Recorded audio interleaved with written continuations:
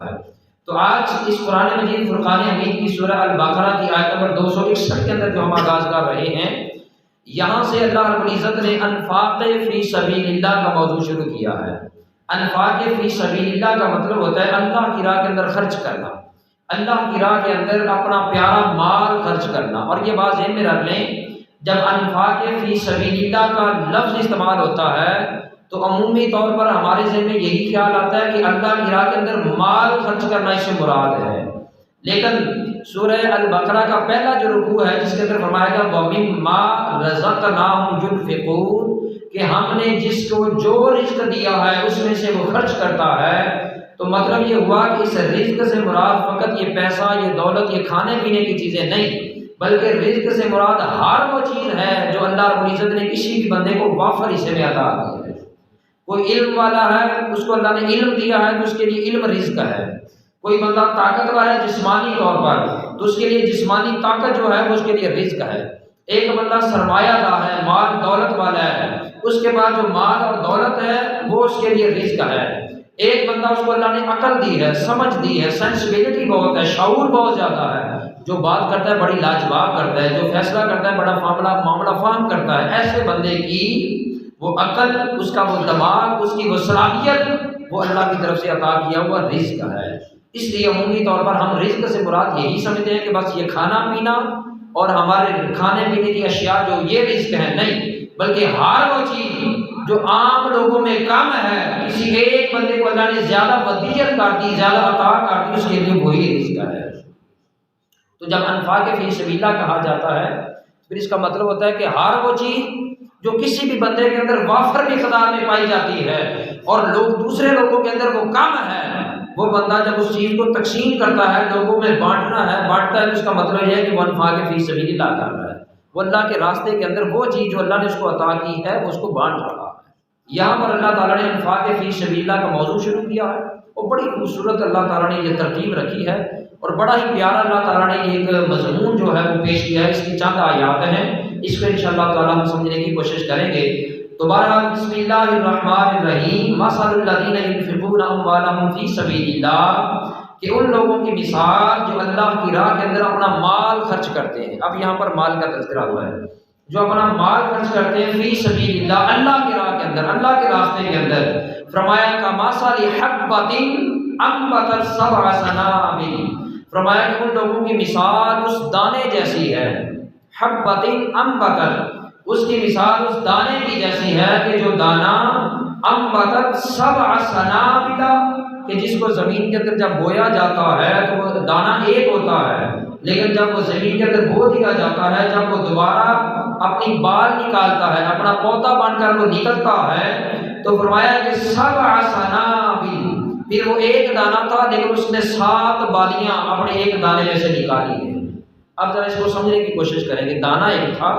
لیکن جب وہ زمین میں بو دیا گیا، زمین سے جب نکلا تو اس سے 7 بالیں نکلیں اور فرمایا فی کل سنبلۃ مئۃ حبۃ، اور اب اس نے جو 7 بالیں نکالی ہیں یعنی شاخیں نکالی ہیں، 7 پودے نکالے ہیں، ان میں سے ہر شاخ کے اندر اور ہر بال کے اندر اللہ نے 100 دانہ رکھ دیا، 100 دانہ رکھ دیا، اور پھر فرمایا واللہ یضاعف لمن یشاء، فرمایا کہ یہ 100 کا جو لفظ استعمال ہوا یہ تو لوگوں کے سمجھانے کے لیے ہے، لیکن جس کے لیے اللہ چاہے یضاعف لمن یشاء، جس کے لیے چاہے اللہ 100 سے بھی زیادہ کر دیتا ہے۔ واللہ واسع علیم، بے شک اللہ وسعت والا بھی ہے اور اللہ علم والا بھی ہے۔ اب عمومی طور پر ہم میں سے لوگ ذمہ دار بیٹھے ہیں،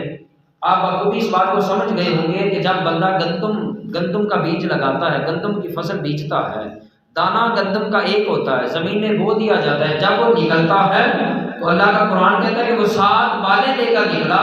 اور 7 بالوں میں سے ہر بال کے اندر، ہر سٹے کے اندر اللہ تعالیٰ نے دانے رکھ دیے، اور فرمایا کہ قرآن نے کہا مئۃ حبۃ کہ وہ 100 دانہ ہے، لیکن پھر آگے قرآن نے کہا کہ جس کے لیے اللہ چاہے اس کے لیے 100 سے بھی زیادہ کر دیتا ہے، اس لیے کہ وہ وسعت والا بھی ہے، وہ علم والا بھی ہے۔ تو سامعین گرامی، آیت نمبر 261 کے اندر بظاہر تو اللہ کی راہ کے اندر خرچ کرنے کی ترغیب دی جا رہی ہے کہ جو بندہ اللہ کی راہ کے اندر خرچ کرتا ہے وہ ایک دانہ اگر خرچ خرچ کرتا ہے تو جیسے ایک کسان، ایک فارمر اپنی زمین کے اندر ایک دانہ بوتا ہے، اس ایک دانے سے اللہ پھر 7 بالیں نکالتا ہے، ان 7 بالیوں سے پھر 100 دانہ اللہ دیتا ہے، پھر جس کے لیے چاہتا ہے 100 سے بھی بڑھا دیتا ہے۔ فرمایا کہ ایسے ہی جو بندہ اللہ کی راہ کے اندر 1 روپیہ خرچ کرتا ہے، اللہ چاہے تو اس 1 روپیہ کو 7 گنا کر دیتا ہے، یعنی 70 درجے بڑھا دیتا ہے، اور اللہ چاہے تو 70 کو اور زیادہ بڑھا دیتا ہے، اس لیے کہ اللہ وسعت والا بھی ہے، علم والا بھی ہے۔ اب یہاں ایک بات بڑی خوبصورت ہے، وہ یہ ہے، دیکھیں کچھ زمینیں زرخیز ہوتی ہیں، کچھ بنجر ہوتی ہیں، ایسا ہوتا ہے یا نہیں؟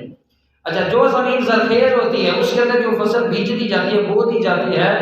اس کی اناج، اس کے جنس جو ہے وہ اچھی نکلتی ہے، اس کی لاگت تخمینہ جو ہے وہ اچھا نکلتا ہے، زمیندار کہتا ہے یار میری زمین اچھی تھی، اللہ نے مجھے پھل بھی اچھا دیا۔ لیکن جو زمین بنجر قسم کی ہوتی ہے اس پر کسان جتنی بھی محنت کرتا ہے وہ اپنی کیپیسٹی کے مطابق ہی پھل دیتی ہے۔ تو رب العزت نے فرمایا کہ میرے بندے، میں نے بیج تجھے دے دیا، صدقہ کرنے کا، خیرات کرنے کا، نیکی کرنے کا، میری راہ کے اندر خرچ کرنے کا بیج میں نے تجھے دے دیا، اب تیری مرضی ہے، اگر تو اخلاص نیت کے ساتھ کرے گا تو ایسے ہی ہے کہ جیسے تو زرخیز زمین کے اندر بیج لگا رہا ہے، اگر تیری نیت کے اندر فطور آ گیا، نیت کے اندر کمی آ گئی، یا نیت کے اندر ریاکاری آ گئی، تو فرمایا کہ پھر ایسے ہی ہے کہ جیسے تو نے بنجر زمین کے اندر بیج ڈال دیا، وہ بیج بھی ضائع گیا اور تیری امید بھی ضائع گئی۔ بڑی خوبصورت مثال اللہ رب العزت نے پیش کر دی تاکہ میرے بندے کی تربیت ہو جائے، جب اللہ کی راہ کے اندر وہ کچھ بھی خرچ کرنا چاہے اس کی نیت اچھی ہونی چاہیے، رضا الہی کے لیے کرے، اللہ کی رضا کے لیے کرے، تاکہ اللہ تعالیٰ اس کو جو اچھا نتیجہ دینا چاہتا ہے یا اس کا اجر اور ثواب جتنا اللہ دینا چاہتا ہے وہ اتنا اللہ تعالیٰ اس کو عطا کر دے، اس لیے فرمایا۔ اور پھر یہاں پر مفسرین کرام نے لکھا کہ جب رب العزت نے یہ فرمایا اور قرآن مجید فرقان حمید کی یہ آیت مبارکہ جب نازل ہوئی، اب دیکھیں میرے محبوب کائنات صلی اللہ علیہ وسلم کا ہم پر بڑا احسان ہے، یقین جانیں آپ ساری زندگی بھی محبوب کائنات کا شکر ادا کرنے میں لگا لیں، ہماری زندگیاں ختم ہو جائیں، اللہ کے رسول نے ہم پر جتنے کرم کیے ہیں اور جتنی مہربانیاں انہوں نے کی ہیں اس کا بدلہ ہم نہیں دے سکتے۔ جب یہ آیت مبارکہ ہوئی، نازل ہوئی، کہ جس کے اندر اللہ کے محبوب نے یہ فرمایا کہ جو بندہ ایک خرچ کرتا ہے، ایک اس کے لیے ایسے ہی ہے جیسے دانہ زمین میں لگایا، پھر 7 بالیں ہوئیں اور ان 7 بالوں میں سے پھر 100 دانہ نکلا، جس کے لیے اللہ نے چاہا 100 سے بھی بڑھا دیا۔ جب یہ آیت مبارکہ ہوئی نازل تو اس وقت اللہ کے محبوب صلی اللہ علیہ وسلم بارگاہ ربانیت میں ہاتھ اٹھاتے ہیں، عرض کرتے ہیں کہ اے میرے رب، بے شک تیرے قدرت کے خزانے بڑی وسیع ہیں، بے شک تیری قدرت کے خزانے کے اندر کوئی کمی نہیں ہے، تو چاہے جس کو جتنا عطا کر سکتا ہے، تو اے میرے رب یہ جو تو نے فرمایا ہے کہ جو تیری راہ کے اندر 1 دانہ خرچ کرے گا اس کے لیے ایسے ہی ہے کہ جیسے اس نے 70 دانے خرچ کر دیے یا 100 دانہ خرچ کر دیا، اور جس کے لیے اللہ چاہے اس سے بھی بڑھا دیتا ہے۔ باری تعالیٰ جب تو بڑھانے پر قدرت بھی رکھتا ہے اور تو بڑھاتا بھی ہے،